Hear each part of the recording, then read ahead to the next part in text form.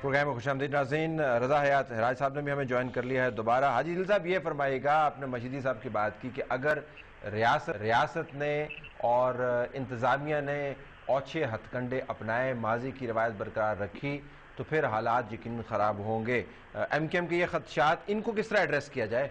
دیکھیں, کرنل صاحب نے جو بات کی بڑی عجیب بات کی ہے. کرنل صاحب کا اتحاد مشرف صاحب کے ساتھ بھی تھا, کرنل صاحب کا اتحاد پیپل پارٹی کے ساتھ بھی رہا تھا پہلے محترمہ کے زمانے میں, کرنل صاحب کی پارٹی کے اتحاد میاں نواز شریف کے ساتھ بھی تھا.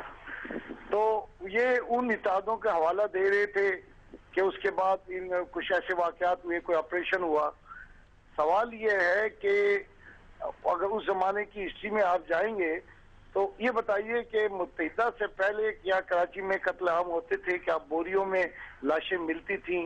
کیا نو گو ایریے تھے کراچی میں؟ کیا کراچی کے اسپتال مختلف لسانی گروہوں کے نام سے تقسیم ہو چکے تھے؟ دیکھیں, وہ ماضی کی بات نہ کریں, اب حال کی بات کریں کہ اگر آج میرے خیال میں پیپل پارٹی نے اور کافی ان کی باتیں مانی, یہاں تک کہ اپنے وزیر بھی بدل دیے. یعنی کوئی پارٹی کبھی یہ نہیں چاہتی ہے کہ اس کی پارٹی کے وزیروں کے متعلق اس کا اتحادی فیصلہ کرے کہ یہ ہمیں پسند ہے, یہ نہیں پسند ہے. تو پیپل پارٹی نے جتنا بھی اکوموڈیٹ کیا تھا کیا ہے, لیکن ایک پرابلم ہے. ظاہراً تو یہ کہا جاتا ہے کہ یہ آزاد کشمیر کا جو الیکشن ہے وہ چونکہ پوسٹ پون کر دیا گیا ہے, اس کی وجہ سے یہ ناراضگی. بات نہیں ہے, 2 سیٹوں کے ناراضگی, وہ تو ہفتہ 10 دن کے بعد, 1 مہینے کے بعد دوبارہ الیکشن ہوں گے. تو پورے آزاد کشمیر میں تو کوئی الیکشن پوسٹ پون نہیں ہوئے تھے. پاکستان مسلم لیگ نے حصہ لیا تھا, نئی پارٹی تھی, اس سے وہاں 2 ماہ میں کام کیا, تو تقریباً 10 سیٹیں ان کو اس ایوان میں مل گئی, جس میں 4 پنجاب سے ہیں, باقی 6 وہاں سے وہ جیتے ہیں. اصل مسئلہ کچھ اور ہے. کیا ہے مسئلہ؟ اصل مسئلہ یہ ہے, میں ادب سے کہوں گا, برا نہ منائیں, متحدہ یہ نہیں چاہتی ہے کہ کوئی دوسری پارٹی ان کے سیاسی جو حکمرانی ہے کراچی کے شہر کے اندر, اس میں کوئی دوسری داخل ہو, چاہے وہ پیپل پارٹی کیوں نہ ہو. چاہے اے این پی کے تو 2 سیٹوں کی وجہ سے ان کے ساتھ ان کے اختلافات شروع ہو گئے, ورنہ جب تک ہم نے الیکشن سیاسی صوبائی اسمبلی کا الیکشن نہیں لڑا تھا, ہمارا ان کے ساتھ بڑا معاملہ پورا من چل رہا تھا. میری بات سنیں, میری بات ختم کر دوں.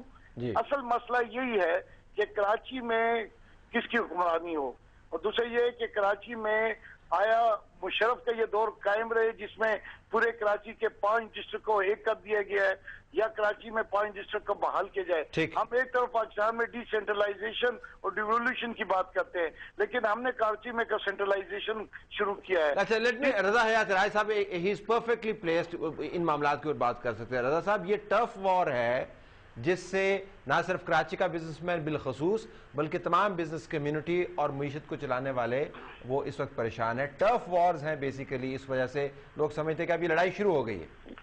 دیکھیے, یہ ان دونوں پارٹیز کو چاہیے کہ یہ آئیڈینٹیفائی کریں. یہ تو دونوں اپنی جگہ پہ اے این پی اور ایم کیو ایم والے یا پیپلز پارٹی والے تیسرے یہ کہیں گے کہ جب ہم حکومت میں نہیں ہوتے تو بزنس کمیونٹی انسیکیور کیوں فیل کرتی ہے. وہ کون سی ایسی طاقتیں ہیں جن کو یہ آئیڈینٹیفائی نہیں کر سکتے؟ کراچی کے اندر 3 فورسز, اگر 3 پولیٹیکل فورسز اگر آپ آئیڈینٹیفائی کریں تو سب سے بڑی میرا خیال میں ایم کیو ایم ہے, پھر پاکستان پیپلز پارٹی ہے, یا اے این پی ہے. چوتھی تو وہاں پہ فورس کوئی نہیں, اگر ہو تو جماعت اسلامی ہو, وہ بھی بہت چھوٹا سا انسگنیفیکنٹ سا ان کا ایک رول ہے.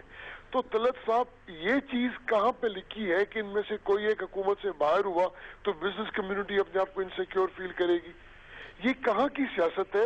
یہ تو میں سوچ کے میں آپ کی وساطت سے ان سے پوچھنا چاہوں گا, یہ اس کا منطق کیا ہے؟ اچھا, یہ بتائیے گا, منطق تو ان سے پوچھ لیتے. آپ نے تو ماشاءاللہ بڑے چاو سے حکومت اب جوائن کی, اگر خدا نہ خواستہ حالات سلپ ہوتے ہیں تو آپ کو کہیں نہ کہیں بیٹھ کر اس کابینہ کو ذمہ داری تو پن پوائنٹ کرنی ہوگی نا. خدشات ہم نے آئیڈینٹیفائی کر لیے. طلعت صاحب, آپ کو ابھی تک آپ کو جو میں پہلے وقت سے میں اپنی عرض پیش کر رہا تھا, وہ آپ کو میں سمجھ, تو آپ بہت ذہین آدمی, آپ کو یقیناً سمجھ کہہ سکتے ہیں مجھے سمجھ نہیں آئی, مجھے بالکل سمجھ نہیں آئی, بتائیے. میں نہیں, آپ کو سمجھ آ گئی, آپ کیسے نفسی سے کام لے رہے ہیں. آپ چاہتے ہیں کہ میں یہ الفاظ دہراؤں تو میں ضرور دہرا دیتا ہوں. طلعت صاحب, یہ حالات ایسے ہیں کہ سب کو نیت بھی اپنی صاف کرنی پڑے گی, اور سب کو یہ ڈبل سٹینڈرڈ اور منافقت بھی چھوڑنی پڑے گی تمام پولیٹیکل پارٹیز کو، اور ان کو آئیڈینٹیفائی کرنے پڑیں گے وہ ایسے فورسز جو اس ملک کے اندر ایسے حالات پیدا کر دیتے ہیں جہاں پہ انسٹیبلٹی ہو۔ دیکھیں پولیٹیکل سٹیبلٹی سے اکنامک سٹیبلٹی لنکڈ ہے، اس میں کوئی شک نہیں، لیکن بدقسمتی دیکھیے کہ پاکستان کے اندر اکنامک سٹیبلٹی تب آتی ہے جب جمہوریت نہیں ہوتی۔